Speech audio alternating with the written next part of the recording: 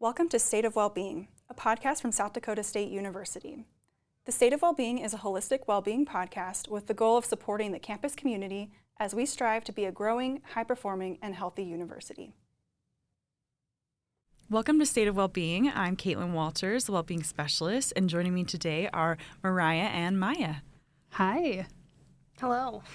So go ahead and introduce yourselves and tell us a little bit about what you do here at South Dakota State. Yeah, sounds good. I will start. So my name's Mariah, and I'm the Director of Recreation and Fitness at the Miller Wellness Center. I am a registered dietitian, and my work focuses on disordered eating, body image, and intuitive eating. So I earned both my bachelor's and my master's degrees from SDSU, and I've been working with students and community members at the Wellness Center for the past 17 years, which I just did the math yesterday, and that's a long time.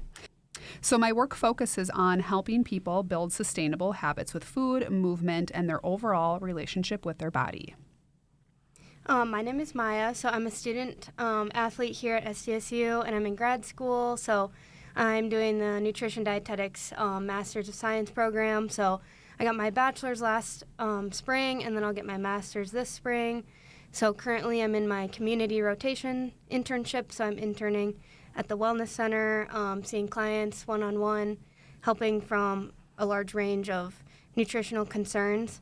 I kind of became interested in fueling and nutrition through growing up doing cross-country and track and realizing how much fueling can play into sports and just being comfortable in our own bodies and how that can build strength and how fueling is just the foundation of kind of all of that. So yeah, I'm pretty passionate about this field, and yeah, I'm excited to help athletes to perform their best in my future career.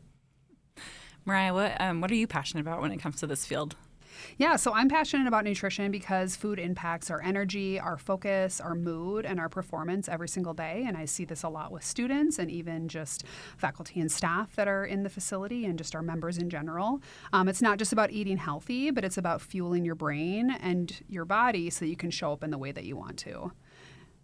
Yeah, I love that. And I think, these days there's a bunch of different perceptions on what food is and why we should be eating it. And I think that's a really healthy way to look at it.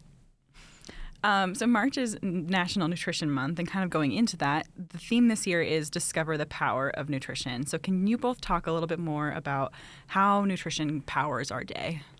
Yeah, I think this is a good one for Maya to take just because as a student, they focus a lot on National Nutrition Month in their didactic work. So Maya, why don't you start this one off?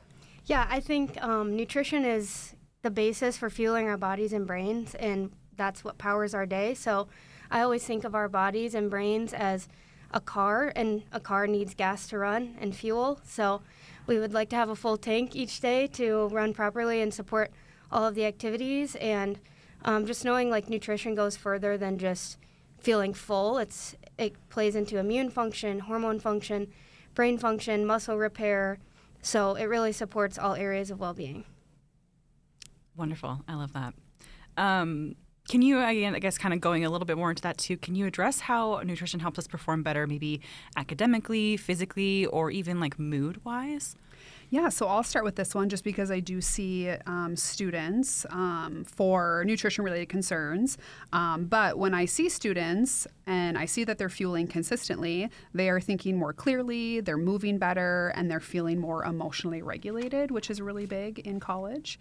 And then from an academic standpoint, regular meals can help with memory, attention, and concentration. So I always ask students, how are you fueling? How are you eating?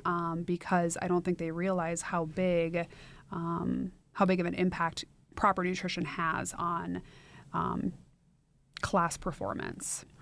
And then just emotionally, stable blood sugars are linked to fewer mood swings, less irritability, and better stress tolerance. So when we skip meals, we often feel anxious, foggy, or flat. And so I think nutrition is one of the most underrated tools for mental and emotional well-being. But I'd love to hear Maya's take on it, being a student athlete. Yeah, being a student athlete with a really busy schedule kind of has forced me to really dial in my nutrition and make sure I'm fueled at all times, really, because as soon as you start to feel kind of hangry or a mood swing, that's when you become fatigued and irritable, and you might not be able to concentrate as much in class, and then you're not getting as much out of like a lecture, or you're going into a practice underfueled, kind of setting yourself up for not the best outcome. So just fueling often and in a balanced way, that's kind of going to help stabilize those blood sugars throughout the day, which will overall help with your mood regulation and keep you kind of at a steady state all day. I hear a lot when I'm out on campus of students, maybe saying that they had to skip a meal or feeling like they need to skip a meal. Especially I hear a lot of it in like the morning. Maybe they have an early class or they have a really early test and they just don't feel like they have time to go grab food somewhere. What would you say to a student that says like, well, sometimes I feel like I have to skip breakfast because I can't get to, any of the places on campus that serve food, or my class is really early and I don't feel like running and grabbing something before it. How could you avoid skipping a meal? What could you do, even if you live here on campus, to have in your room or in your space? I think the best thing for students to do to just be prepared is to plan ahead, just like anything, right? So I usually talk to students about what are some of the quick, easy things that we can go grocery shopping for, that we can put in our book bag that don't necessarily require refrigeration. I think when people think of breakfast, they assume that it has to be something big, like pancakes or bacon and sausage, and really it can be just anything that gives some quick fuel. So it can be yogurt, it can be a banana, it can be any type of fruit or a quick granola bar. But I think the biggest thing is just thinking through, knowing your class schedule, and then planning ahead. And I also just ask the questions of, the reasons why they're skipping breakfast. Sometimes they're just not hungry, and that's okay, because we don't necessarily have to eat at the times that society says, like you have to eat breakfast and then lunch and then dinner. I usually just say like meal 1, 2, and 3 and some snacks, but people can really decide when they want to eat breakfast. So is it 11 a.m.? That's completely fine. So I think it's good to just ask the questions as to why they may be skipping a meal, and it could just be that they're listening to their hunger and fullness cues, which is typically what we'd like to see. What are some common health myths that you see or hear in both of your roles? Yeah, so this is my favorite. I do like a whole presentation on myths and facts just on a college campus, but I'll have Maya start because I think that it's good to get that student perspective. So what is the biggest myth that you hear, maybe as a student or just a student athlete, just because you are in that student focus right now?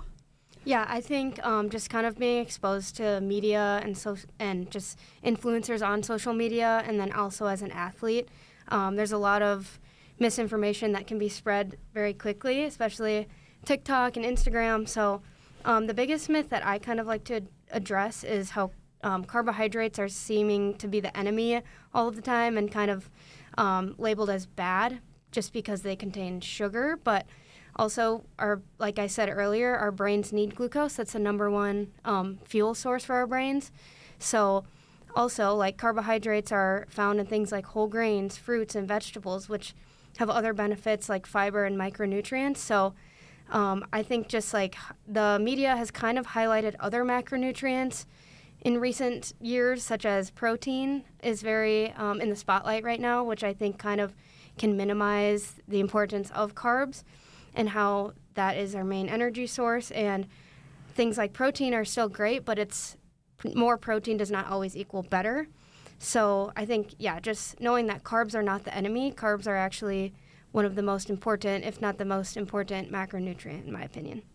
I think when people think carbohydrates, they also think of bread, pasta, rice, and cereal, which is true, but they're forgetting that carbohydrates are also fruit and milk. So I think they get a bad rap because you're thinking I have to sit down and eat 4 servings of pasta, and that maybe or maybe doesn't promote weight gain. So I think it's really that group that gets targeted, because a lot of the times when I'm having conversations with students, they don't even realize that fruit and yogurt and milk are also considered carbohydrates. And then back to your protein, I do think I hear a lot that more is better, and I think protein's just very hyped right now. So I think it's good to talk to a professional just to see what you need for your protein needs, because I've heard of some students coming in that are, double and triple the amount of protein that they need in a day. So that's a really big one that I hear. I also hear a lot about detoxes and cleanses. So this is one that's just very hyped because I think it's the language, like you need to detox your body. And the first thing I ask is like, what are we detoxing from? That's my first question. But our liver and our kidneys actually already detox our body, so we don't need to help it. So there's really nothing that you're going to drink or eat that's going to help your body, quote unquote, detox. So you hear a lot like lemon water or like green tea, some really goofy ones, but you don't need to do that, and they probably don't taste very good either. The last myth that I hear the most of is that weight automatically equals health. And health is influenced by behaviors, access to care, stress, sleep, movement, genetics, and social factors. So it is not just your body size. And I see a lot of students that maybe look like they're in a smaller body, but actually they've got a lot of health issues going on. And then the opposite, I'll see students that maybe are in a larger body and they are some of the healthiest people that I've seen. So we really can't say that weight equals health. So I'd say those are the top ones that I talk to students about. I love that you brought up detoxing, because I had that as like, oh, should we talk about that? And I was like, I don't want to get too much in the weeds, but I do think you see a lot of like detox supplements and things being sold, especially on like Instagram or social media in general. And I think just anytime you see the word detox, that should put like a yellow flag of like, where is this information coming from? Who's benefiting from this? Like, and I think that goes in general for any information you get on social media. Like, what is this person trying to sell me? And who's benefiting from it? I saw the other day someone was like, if the video you're watching is being recorded by an influencer in the grocery store, you should that should also be kind of like a yellow flag. Like, what is this person doing? So a lot of times there's this like fear mongering about like ingredients and things like that. And I think, again, to your point too, is that social media is just really scary place when it comes to nutrition and health information, because anybody can get on there and say whatever they want. And so check the credentials of the person that you're listening to. If they're hard to find, if it takes more than a couple clicks to find out like what their background is, maybe they're not the most reliable resource. And so really go to resources. If you're going to be getting on social media for that information, like go to resources that you can trust, that they're credentialed, they're verified, they have like the backing to promote what they're saying. Yeah, absolutely. I mean, anybody can really say that they're a wellness influencer. So we always look for those registered dietitian or RD credentials because they are the gold standard and the experts in nutrition. Anybody can call themselves a nutritionist. So I always stress that. Just make sure they've got the credentials to back that up. But yeah, like you said, the weight loss industry is a multi-billion-dollar industry. So they are really set up to make you fail, because they want you to keep coming back, right, and purchasing things. So there's just a lot of like fancy language, like clean eating and detoxes and all of these things that are really just marketed, just very fancy. But really, it's just a way to get you to try it and fail and get you to come back again. Yeah, I also think as far as like that kind of plays into another big myth that is that's about supplements and how supplements are meant to supplement and not replace. So I see a lot of like green powders and like you're going to get all your vegetables from this powder, and who knows if these things are even third-party tested, how much have they been studied, and just kind of like aiming to like focus people back to having a food first approach and getting these things from food and then supplementing if that's still needed to be supplemented. Yeah, I think that's a really wonderful point. Mariah, you talked a little bit about, health and body size. So I want to kind of switch gears a little bit towards some talk about body positivity. Of students who responded to our NCHA survey in 2024, 45% reported having faced problems or challenges with their personal appearance in the last 12 months. And 50% of those who faced problems with their personal appearance reported that caused moderate or high distress. And really, it was kind of surprising because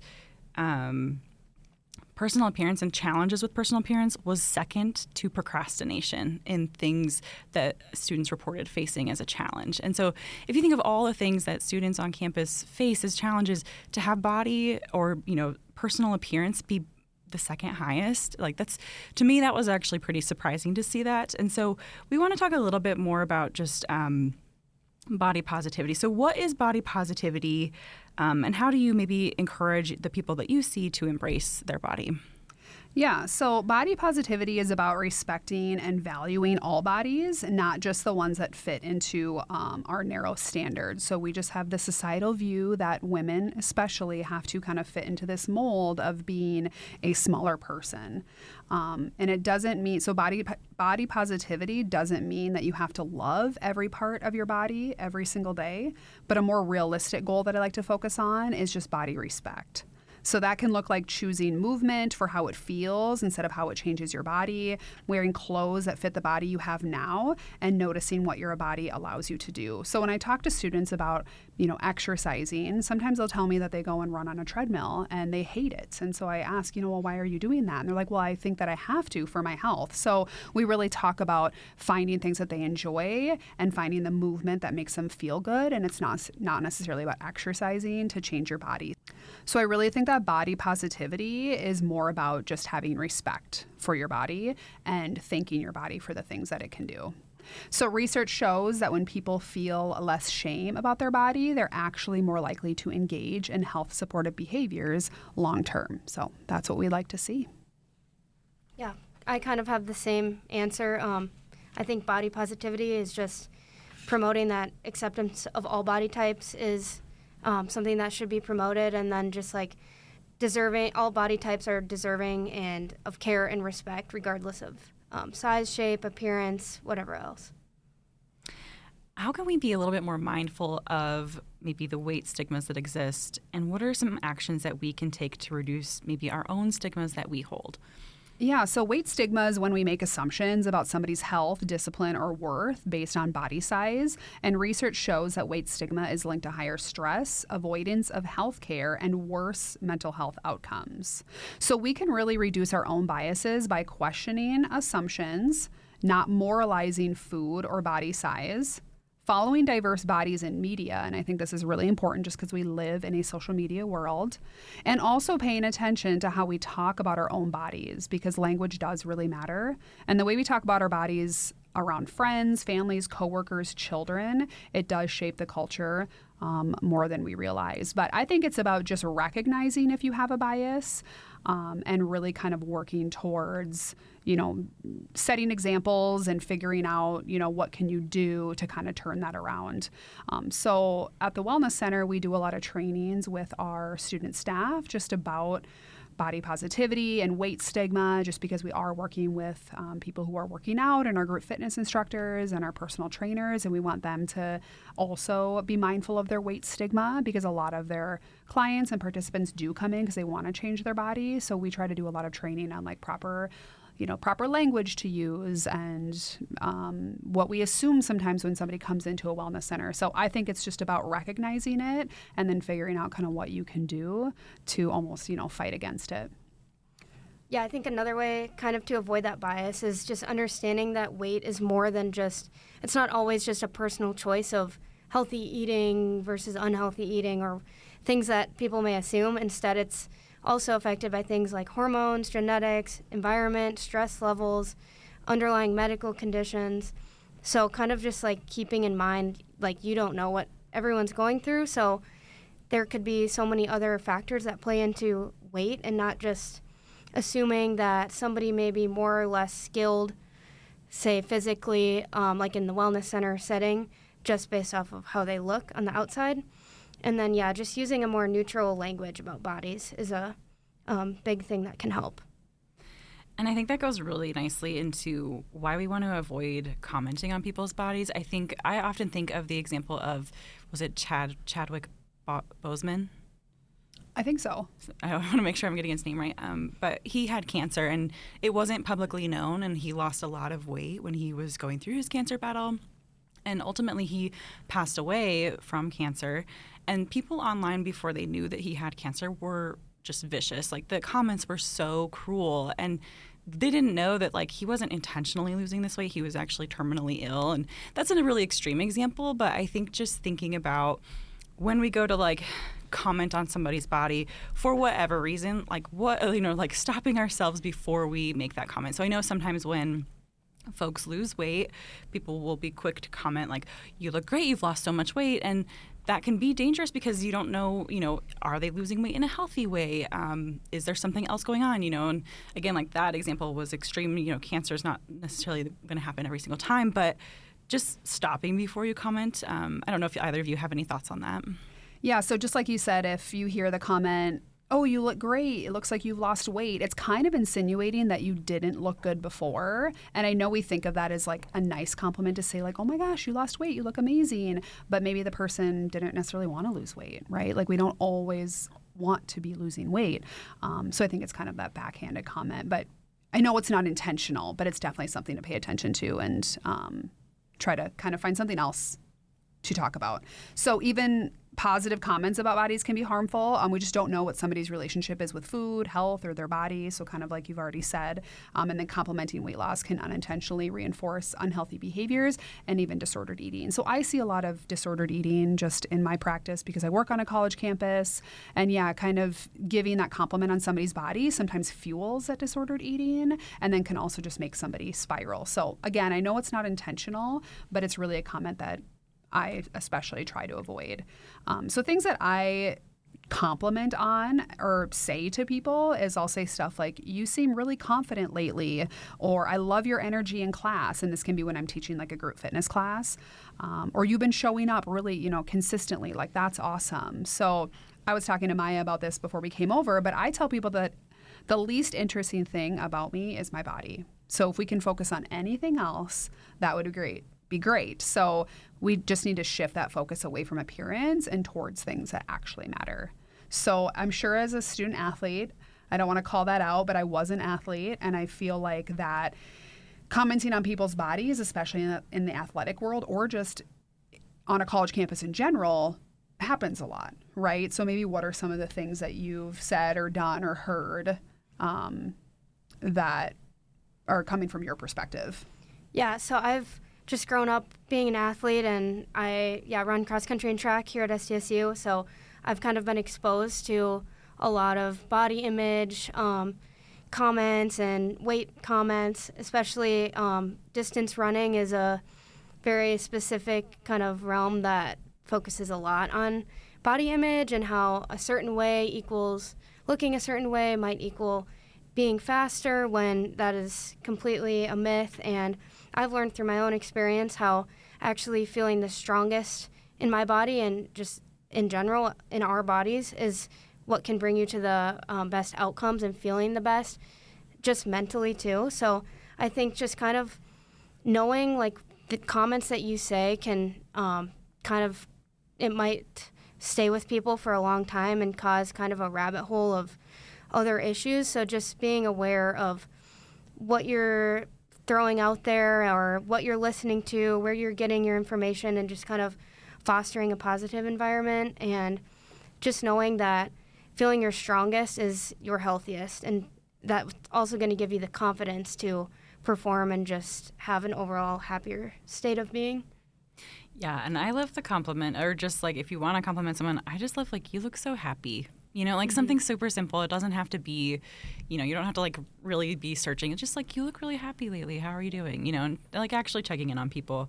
But okay. I think it's one of those, oh, go ahead. No, I just have a question for you, Caitlyn, because I know this happened to me after I came back from having babies, and you definitely don't have to comment on this, but I'm curious to know your perspective of your how many months postpartum now. And I think a lot of people like to comment on people's bodies after they have a baby. So I'm just wondering if there's been anything, or if you've, noticed kind of that. I had quite a weird experience. My son was born fairly premature. And I was in the hospital, maybe a couple weeks after he'd been born. I was still kind of like trying to process the fact that my pregnancy had ended early. And someone said, wow, you don't even look like you've had a child. And I was still like grieving the fact that like my son was here early and had to be in the NICU. And they said that to me, and it was like a gut punch. It was so painful. And it was like, I know she meant it as nicely as she possibly could. And, I don't blame this person. but it was really, really painful for me to hear.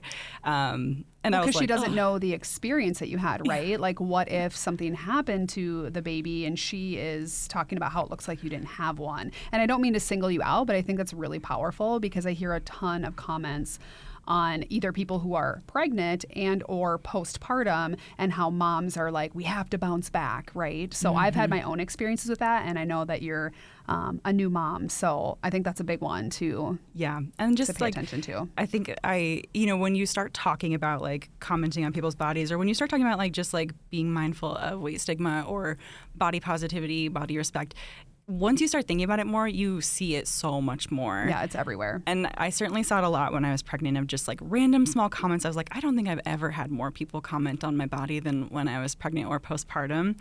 And it's hard. And so I was just like, just like again, or a gentle reminder. And again, like none of it meant offense, but it's just like stop before you say something because you really don't know what that person's going through. Yeah, exactly. Well, thank you for sharing. But I think that's pretty powerful, especially on a topic like this.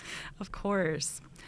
Last question that I kind of had was, before we kind of go into maybe some more resources, but how can we advocate for ourselves in health spaces? I know you talked about there's that assumption that, a larger size body is an unhealthy body, and that assumption actually carries over into our healthcare systems oftentimes.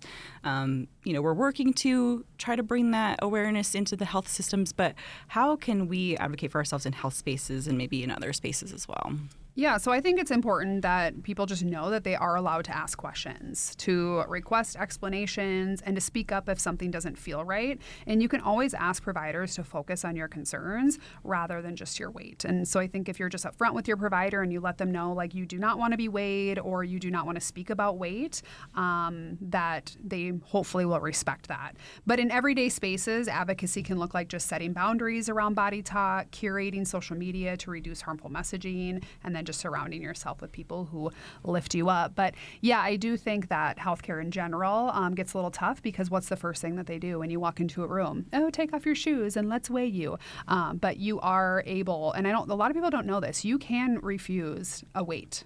And that is perfectly okay because they should really be focusing on the disease management or whatever your concerns are, and it shouldn't really be tied back to your weight at all. So I think it's just knowing that and then just talking to your provider about other things that you can do besides weight management if whatever you're going through, if there are other things that you can focus on. It obviously depends on the disease or what the health concern is, but yeah, just knowing that you can ask questions and request those explanations and get a second opinion if you need one. I was actually pretty happy to see at my last doctor's visit, they weigh in kilograms. And so I don't do the math conversion. I don't even remember what it is afterwards, but they asked me if I wanted the conversion, and I didn't, so I was just like, no, I don't care. But even that is nice. You can also just ask if they're really insistent that they need to take your weight. You can ask if you can turn around and not look at the number, and that can also be helpful too if you're trying to, if you don't want to see it, but you feel like they need to have it for whatever reason if they're insistent on it. Yeah, I've noticed that when you walk in, they'll just say, take off your shoes, we're going to get a weight, instead of even asking. So I think that's, something that healthcare providers just need to be mindful about. But I do have one story that kind of stuck with me just because it was just really unfortunate. I did have a person who came in and they were struggling with some disordered eating, and they were actually doing really well. They had made a lot of changes, but they ended up going to a dermatology appointment. So nothing related to weight at all, just an annual check-in. And the person that they went to, they got a weight on them. And first I was thinking, like, that's interesting in dermatology, but it really affected this person, and it kind of sent them into this spiral because I think they were taken off guard that a weight was going to be taken, but also in a dermatology setting. But I remember that they came back to my office and it had kind of unraveled like all of the work that we had put in because they saw their weight and it kind of fueled their disordered eating. So that's just, just a story of something a little bit more recent, but how impactful those things can be. And really, if that weight had been avoided, probably would have, helped this student out in the long run. Yeah, I think just overall, like, knowing that your health is your health and it's supposed to be a collaborative thing, and kind of like making decisions collaboratively and not just having providers or professionals just kind of tell you what to do. And it's okay to ask questions and get second opinions, and if there's boundaries that need to be set around conversations regarding food or weight, that's okay. And just referring to other professionals out there like registered dietitians is also a thing that can be done. Yeah, and I'll plug what y'all do quickly. I just wanted to kind of point out too, I think for students, especially for like first year students who maybe, this is your first time seeing a medical care provider without your parents being there with you. I think what you said is really valuable of you can ask questions, you can, give your own input. I think a lot of times like folks don't realize that when they're first starting out, and some like people who've been going for a long time still don't realize that.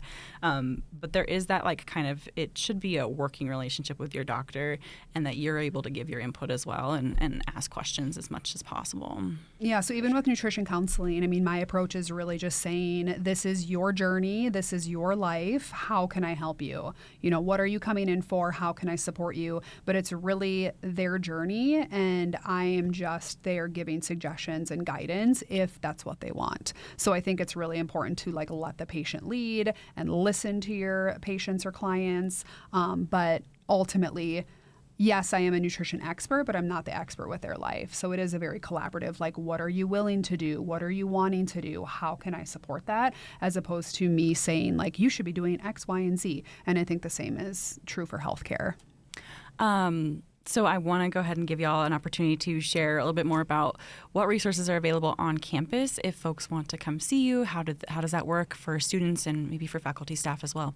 Yeah, so for students, Maya sees all of the students for any nutrition-related concerns, and there are other interns that will kind of circle through each semester. So unfortunately, I have to say goodbye to Maya at the end of this semester, but I always get really great interns. I'm really excited for the next person coming in, but it's just a really nice service to have. So it is free for students. You can make an appointment just by stopping in our admin office at the Wellness Center, or you can give us a call.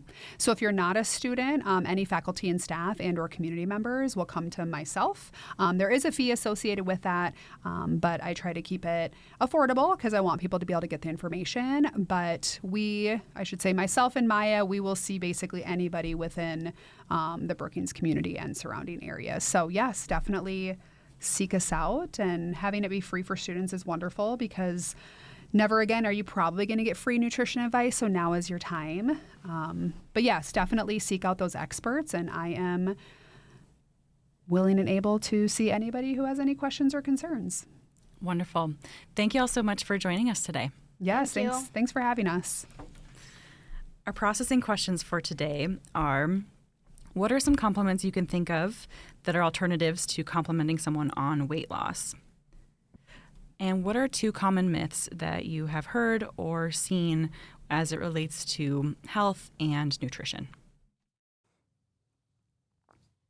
Thank you for listening to this episode of State of Wellbeing, a podcast from South Dakota State University. This podcast is brought to you by the Mental Wellbeing Team and SD State Health.